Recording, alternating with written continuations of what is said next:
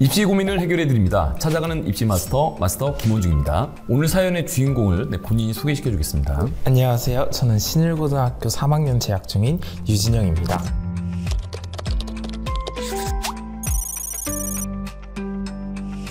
안녕하세요. 유진영 학생 엄마입니다. 오늘 어떠한 고민이 있어서 우리 신청하게 됐나요? 지금까지 봐온 선배들의 입시 실적이나 그런 거를 어디까지 믿고 따라가야 될지 모르겠고, 또 우리 선택 과목을 선택하는 데 있어서 수 과목을 2개를 해야 될지 안전하게 가야 될지에 대해서 고민이 있어 찾아왔습니다.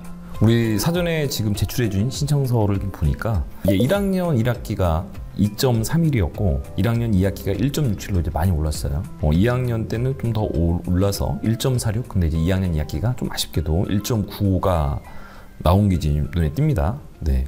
우선 이 정도 성적이면 학교에서 대략 몇 등 정도죠?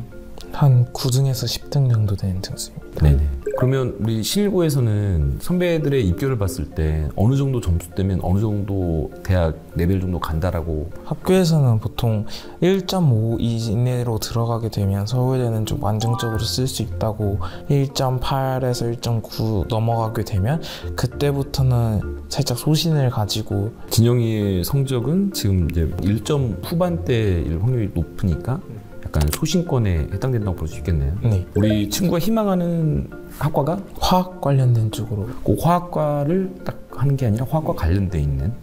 우선은 서울대는 충분히 지원 가능하다.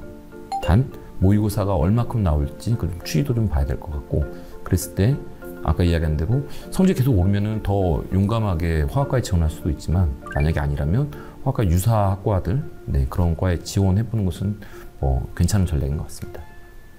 근데 모의고사는 매우 중요한 변수 중에 하나예요. 쓰는 데 있어서 9월의 경우는 211, 23, 10월은 212, 12 정도. 서울대의 경우는 일반 전형은 수능 최저가 없긴 한데, 만약에 고려대의 경우는 수능 최저가 4, 8 정도 돼요. 그런데 지금 여기 적어내준 이 점수를 봤을 때 원점수가 좀 국수가 좀 낮아요. 고2 때까지는 전국으로 봤을 땐 모의고사 관리를 열심히 하진 않아요. 80점만 맞아도 1등급이 나오는 경우들도 있어요. 근데 고3에서는 그런 일이 벌어지진 않습니다. 특히 6월 평가원과 9월 평가원의 경우는 N수생이랑 같이 시험 볼 수 있잖아요. 그래서 N수생과 같이 보는 6월, 9월 평가원 모의고사의 경우는 절대 그렇게 점수가 나오진 않아요. 거의 수학만 하더라도 한 88점에서 92점 정도 되어야 1등급 컷에 걸려요. 살짝 겁을 좀 드리면 지금 212, 12가 아니라 잠재적으로 지금 3위로 지금 떨어진다. 결국 우리 고대 수능 체제가 4, 8이거든요. 그게 만만하지가 않아요. 그럼 진영이 이 성적이 만약 유지된다는 가정하에 다른 학교, 얘가 안정적으로 쓸 수 있는 학교는 어떻게 될까요? 우선 만약에 한 1.8 정도까지 성적이 좀 나오고 그런다라고 하면 서울대는 당연히 지원할 것 같아요. 고려대의 경우는 좀 조심스러울 수 있는 게 종합 전형을 쓸 수 있는 게 학업 우수 전형인데, 그게 소위 말해서 우리가 납치 전형이라고 이야기를 해요. 면접이 없어요. 그러면 서류를 넣는과 동시에 그냥 우리가 이거 물릴 수가 없어요. 그럼 연세대가 또 이제 또 후보에 있겠죠? 연세대는 수능 체제가 너무 약해요.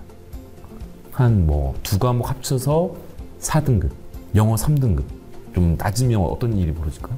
컷이 올라. 그치, 입결이 매우 높아요.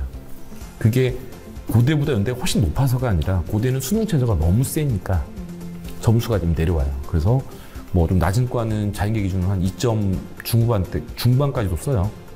고대 낮은 과는. 근데 연대는 불가능해요.